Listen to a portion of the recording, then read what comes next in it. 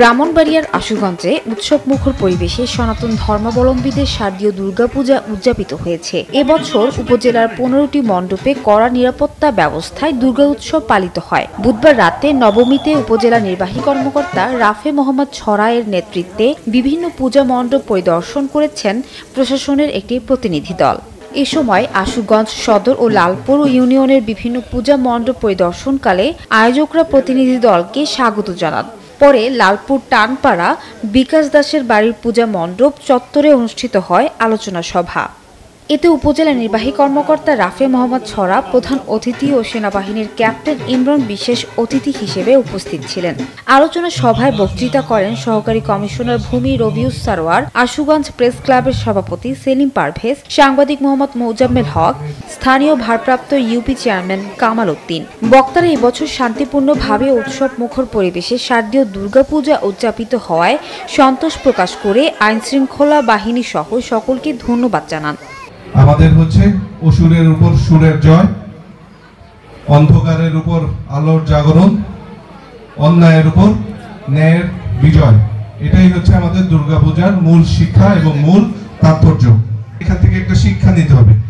আমাদের মধ্যে আমরা নিজেরাই জানি যে আমাদের মধ্যে কি খারাপ হ্যাবিট আছে, আমাদের খারাপ অভ্যাস কি, আমরা কোন ধরনের খারাপ কাজের সাথে জড়িত।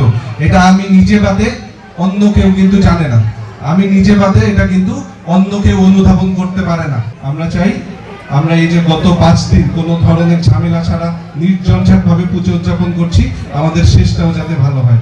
আমরা সময় মতো পূজা আমাদের প্রতিমা বিসর্জন দিব এবং আমরা কোনো ধরনের বিশৃঙ্খলা সৃষ্টি হয় এ ধরনের কাজের সাথে নিজেকে যুক্ত করব না। তো সকলকে ধন্যবাদ এবং সকলকে পুনরায় শারদীয় দুর্গাপূজার শুভেচ্ছা জানিয়ে আমার বক্তব্য শেষ করছি। এই আইনেই বলা আছে ধর্মীয় স্বাধীনতা সকলের থাকবে। তো আমরা আসলে আমাদের যার যার ধর্ম সেটা শান্তিপূর্ণভাবে পালন করব এবং এখানে সকলের সহযোগিতা এবং পারস্পরিক সহযোগিতার মনোভাবটা আমরা রাখবো। তো আমি আমার বক্তব্য দীর্ঘায়িত করব না।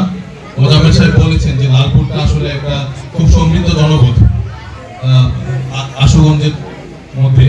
তো আমরা আমাদের লালপুর না, পুরো আশুগঞ্জেই এই ধর্মীয় সম্প্রীতি যেটা আছে সেই সাম্প্রদায়িক সম্প্রীতিটা আমরা বজায় রাখবো। আমরা নিশ্চয়ই প্রশাসনকে ধন্যবাদ জানাতে চাই, কারণ তাদের নির্লস প্রচেষ্টায় এবং বিচক্ষণতার সহিত আমি 5টি দিন অতিক্রম করতে পেরেছি। পূজা উদযাপনের যারা যেসব মণ্ডপে দায়িত্বে আছেন সকলকে আমি অন্তত আমার প্রেস ক্লাবের পক্ষ থেকে ধন্যবাদ জানাতে চাই এবং আপনারা এরকম সুশৃঙ্খলভাবে এই 4টি দিন পার করেছেন। আমার বিশ্বাস আগামী দিন বিসর্জনের মাধ্যমে আমরা এই পূজা আয়োজনটাকে সুসম্পন্ন করতে পারব। এ সময় উপজেলা সমাজসেবা কর্মকর্তা মোহাম্মদ রাফি উদ্দিন, উপজেলা কৃষি কর্মকর্তা মোহাম্মদ খায়রুল আলম, উপজেলা মাধ্যমিক শিক্ষা কর্মকর্তা মোহাম্মদ জাহাঙ্গীর আলম, উপজেলা প্রাথমিক শিক্ষা কর্মকর্তা মোহাম্মদ শাহরিয়ার, আনসার ভিডিপি কর্মকর্তা মোহাম্মদ হানিফ ও একাডেমিক সুপারভাইজার মোহাম্মদ শরীফুজ্জামান সহ আরও অনেকে উপস্থিত ছিলেন। নিউজ ডেস্ক, জনতার টিভি।